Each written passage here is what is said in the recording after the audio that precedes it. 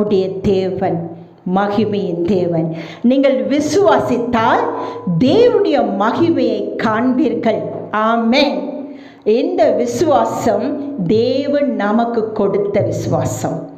அவரே நமக்கு விசுவாசத்தை கொடுக்கிறார். வேதத்திலே தேவனுடைய வார்த்தை எல்லாம் விசுவாசிக்கப்பட வேண்டுங்க. கேட்கிறது மாத்திர விசுவாசம் என்பது என்ன? கீழ்ப்படுகிறது. ஆமென். ஹல்லேலூயா.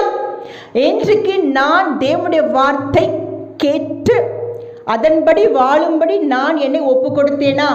இப்படியாக நாம் அறிக்கையிட வேண்டும். வேதத்திலே ரூத்தை குறித்து நாம் வாசிக்கிறோம். ரூத் பாருங்க, தேவனை பற்றி கேள்விப்படுகிறாள். அவள் தன் கணவரோடு 10 வருஷம் வாழ்கிறாள். நகோமியினுடைய மகனோடு வாழ்கிறாள். ஆனால் நகோமி எல்லாவற்றையும் இழந்து போகிறாள். 2 பிள்ளைகள், புருஷனும் இழந்துகிறாள். உங்களுக்கு நகோமியின் சரித்திரம் தெரியும் ரூத்தின் புஸ்தகத்திலே.